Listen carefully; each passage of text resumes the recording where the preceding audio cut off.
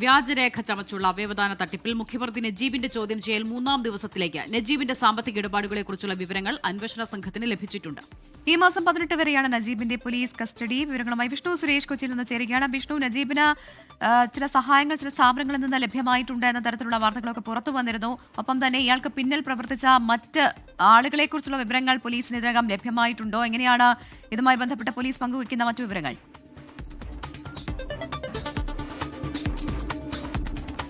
അന്വേഷണം വളരെ കാര്യക്ഷമമായി തന്നെ മുന്നോട്ട് പോകുകയാണ്. കഴിഞ്ഞ ദിവസം ഒരാൾ കൂടി പിടിയിലായിരുന്നു. അങ്ങനെ ആകെ 8 പ്രതികളാണ് ഈ കേസിൽ ഇപ്പോൾ അറസ്റ്റിലായിട്ടുള്ളത്.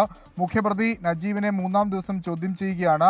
അയാളിൽ നിന്ന് കൂടുതൽ വിവരങ്ങൾ ലഭ്യമാകുമെന്ന പ്രതീക്ഷയാണ് ഇപ്പോൾ അന്വേഷണ സംഘത്തിനുള്ളത്. പ്രധാനമായും നജീബിന്റെ വിദേശ ബന്ധം, സാമ്പത്തിക ഇടപാടുകൾ, ഒപ്പം ഈ വ്യാജരേഖ എങ്ങനെ ചമച്ചു, ഈ 3 കാര്യങ്ങളിലാണ് പ്രധാനമായുള്ള അന്വേഷണം നടക്കുന്നത്. സാമ്പത്തിക ഇടപാടുകളുമായി ബന്ധപ്പെട്ട ചില വിവരങ്ങൾ പോലീസിന് ലഭിച്ചിട്ടുണ്ട്.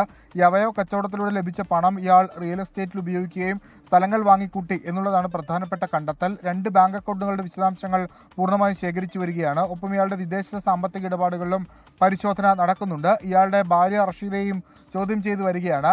ഇയാൾക്കൊപ്പം ഉണ്ടായിരുന്ന ഏജന്റുമാരായ ഒരാൾ ഡെബിൻ എന്ന് പറയുന്ന ഒരാളെയാണ് ഇന്നലെ ആലപ്പുഴയിൽ നിന്ന് പിടിച്ചത്. അത്തരത്തിൽ 4-5 ഏജന്റുമാർ ഇയാൾക്ക് വേണ്ടി പ്രവർത്തിച്ചിരുന്നു എന്നാണ് നമുക്ക് മനസ്സിലാവുന്നത്. അവരെ കൂടി പിടികൂടുന്ന ഘട്ടത്തിലായിരിക്കും ഈ കേസിന്റെ അടുത്ത ഘട്ടത്തിലേക്കുള്ള അന്വേഷണത്തിലേക്ക് പോകുക എന്നാണ് നമ്മൾ മനസ്സിലാക്കുന്നത്.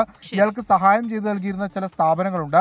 ആ സ്ഥാപനങ്ങളിൽ എത്തിച്ച് നജീബിനെ തെളിവെടുപ്പ് നടത്താനുള്ള തീരുമാനത്തിലേക്കും അന്വേഷണ സംഘം എത്തിയിട്ടുണ്ട്. വളരെ വലിയൊരു റാക്കറ്റാണ്. അതുകൊണ്ട് കുറച്ചധികം ദിവസങ്ങൾ കൂടി ഇതിന്റെ അന്വേഷണം കാര്യക്ഷമമായി തന്നെ മുന്നോട്ട് പോകുമെന്നാണ് പ്രതീക്ഷിക്കുന്നത്. പ്രവിത. വിഷ്ണു സുരേഷാണ് വിവരങ്ങൾ നൽകിയത് കൊച്ചിയിൽ നിന്ന്.